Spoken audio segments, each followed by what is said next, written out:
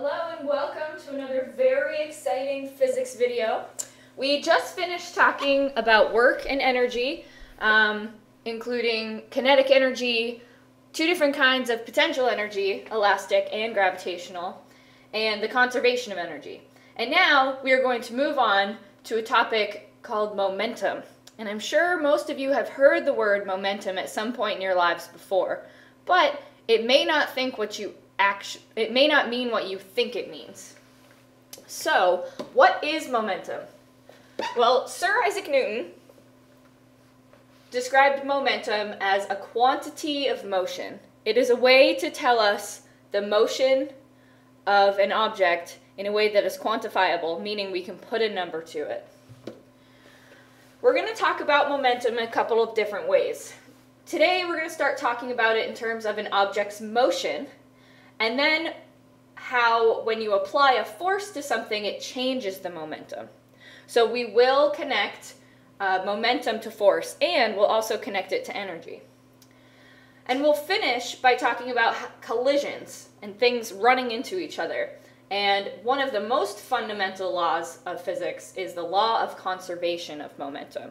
And this tells us a lot about how objects move and interact and behave.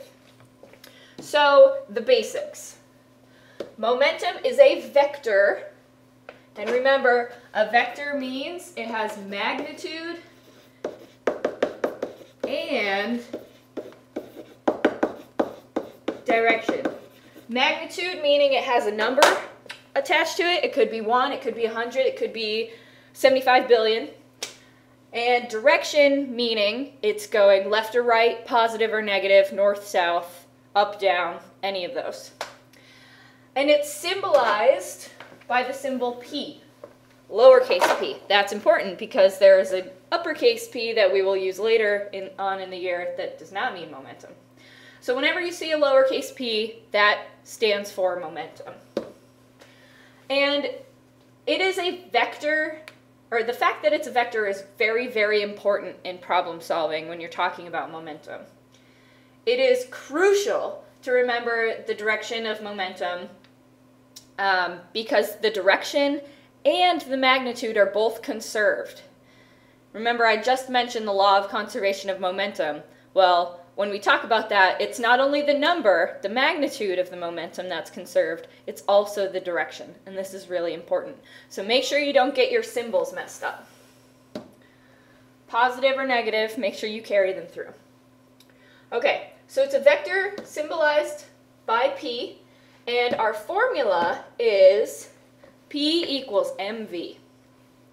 It's pretty straightforward, but it is a very, very important equation. So we have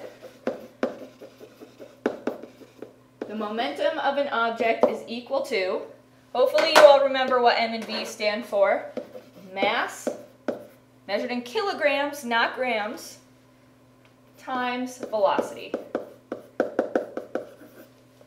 And velocity is measured in meters per second. So when you take mass and you multiply velocity, you have kilograms times meters per second. And it turns out that these are the units for momentum, the kilogram meter per second. And this does not have a special name. So it's kind of a pain in the butt to just say it's 70 kilogram meters per second to the north for the momentum of an object, but those are the units. So this video is short and sweet. I just wanted to introduce you to momentum. So now, try and use the information on the previous page to answer these questions. What is the momentum of a 1,000 kilogram car traveling 20 meters per second east? The car then slows to 10 meters per second. What is the new momentum now that it has slowed down? And finally, what is the change in momentum, or delta P? So go ahead, look back at the previous page with the equations and definitions for momentum, and have these done and ready to turn in the next time I see you.